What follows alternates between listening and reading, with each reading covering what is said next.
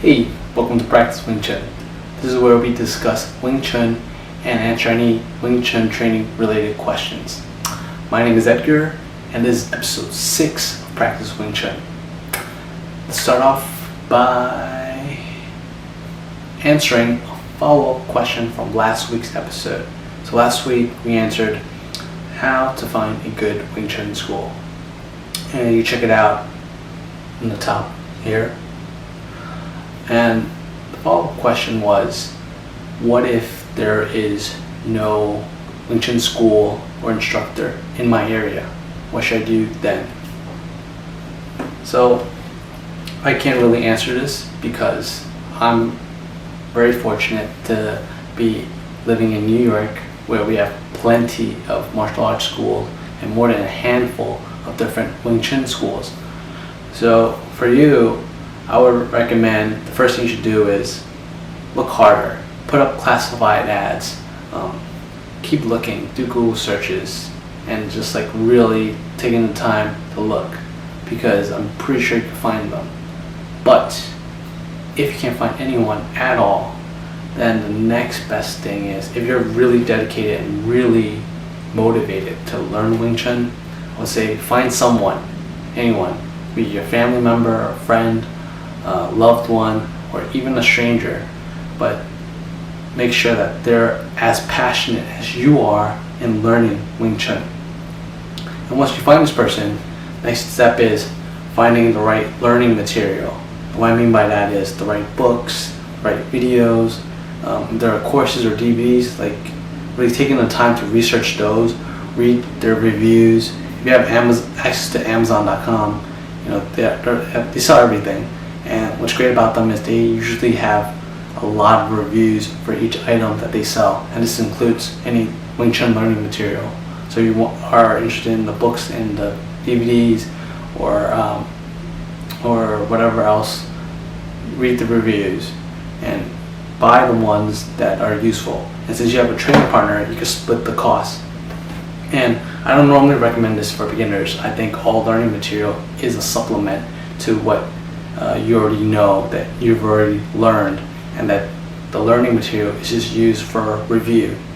I have books and videos, but if I were a beginner, if I was just starting off, I wouldn't have understood any of it. So this is where you kind of really have to put in time to research and understand the things you're learning. And this is why having a training partner really helps, because you and that person can get together and think about each technique, whether it's useful or why it's done a certain way, and you just have someone to talk to and speak out loud and discuss the techniques you're learning. But ultimately, this is a last resort.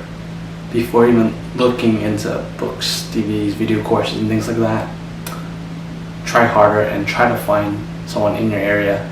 And if you're willing to travel or commute like an hour or hour and a half to get to the school, check it out. Sit in the class, see if it's worth your time, the time for you to commute to get there. If it isn't, then maybe Wing Chun isn't for you. But personally, I think having this instructor and having a physical school to go to really helps with your training, because you need to get physical, which is why I recommend the training partner as a last resort. But ultimately, you want to make sure that your technique is correct, that what you're doing is reasonable for you. Meaning, when you learn Tansao, you want to learn why you Tansao and not just, I do this, I do this, I do this.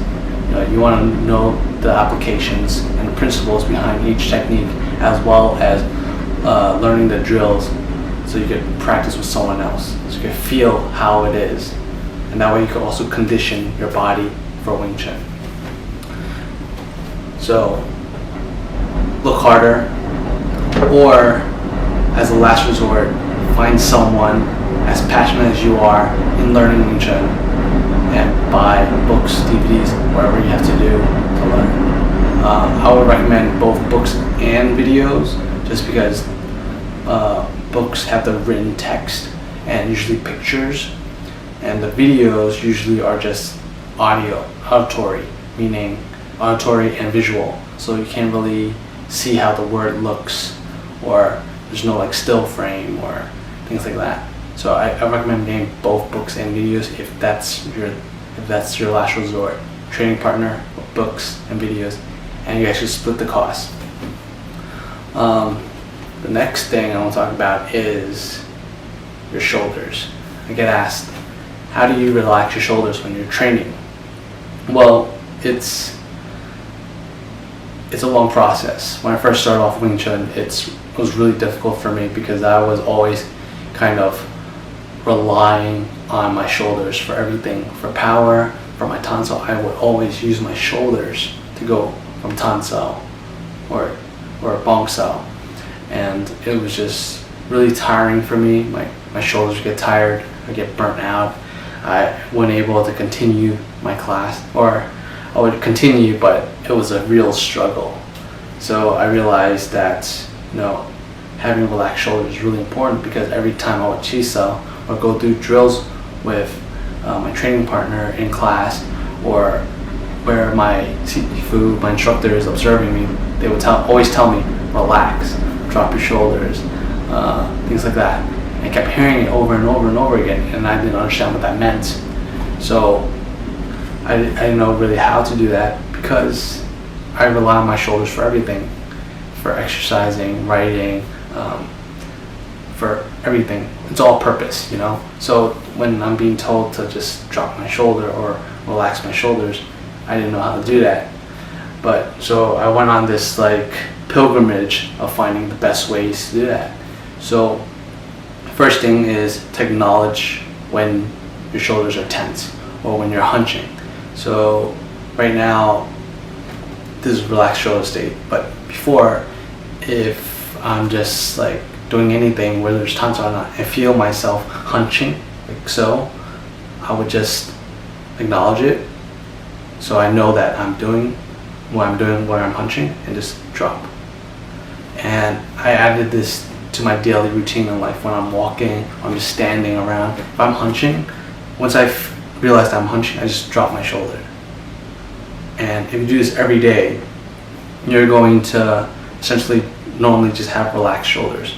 There are people out there that walk around hunched, like where their shoulders are up, and it's just really, I don't know. I can't imagine doing that anymore, because I'm so used to having relaxed shoulders, and it just helps so much. Because before, just being like this automatically tenses me up. So now I just drop and I feel much more relaxed. The next thing I did was every time I feel myself hunch, I would just drop my shoulders and kind of use my hands to reach for the floor. So I'm just reaching for the floor, so that I'm pulling my shoulders down. And this is just something that I thought would keep my shoulders down. And I've been doing it for years, and it's really helped. Now it just comes natural for me to just kind of walk around with my shoulders relaxed. When I'm standing there, I try to keep my shoulders relaxed. I rarely tense up anymore outside of class. But yeah, these two things, if you do them every day and make it a part of your daily lives, it makes it so easy to just relax your shoulder. And when it comes to class, boom, you're already relaxed because you're used to having your shoulders down like this. But I do have to admit, though, that I still tense up in class. Especially in chi sao, when I chi sao with someone strong, I try to match my strength to theirs. So force versus force, which is kind of against the principles of Wing Chun. You want to use their force to your advantage. But like yesterday, I chi sao with my friend Eugene, and he's strong, and every time he used force, I can try to match his force, and our Sifu was just like, all right, guys, stop using so much force. He says, if you could do something with force, there's always an alternative way of doing it without force, by using your opponent's energy. And it was just something that kind of I understood what he was saying, but it's just physically very hard. It goes back to relaxing the shoulder again. It just goes back to, but my shoulders are always being used, so how can I just not do that? same with force meeting force. I think as a guy, I don't have the perspective of a woman, so I don't know how they feel, but as a guy, I feel like if someone goes hard at me, I should go back hard at them. And it's just instinctive. It's not that I'm trying to go hard, it's just my body reacts that way. So for me to relax when she's on something that's really like powerful, it requires a lot of focus. It goes back to being in the moment, and that's why we have the Wing Chun forms. When you're doing them and you're going through each step, it's about being in the moment. And I have to admit, occasionally I do drift off, like in the form when I chi-sao. So when someone goes use force against me, I kind of instinctively use force against them. That's because I wasn't paying attention. But if I was focused, I should be able to kind of like just feel it and just use their force against them.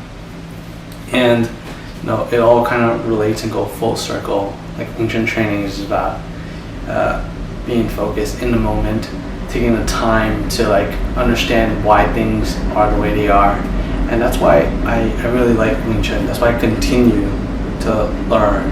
And I don't think I'll ever stop learning new things or learn new ideas based on things that I've learned already. So that's it for this week. I hope it's been useful, hope it's been interesting, and I want to keep doing this. I plan on doing this every week.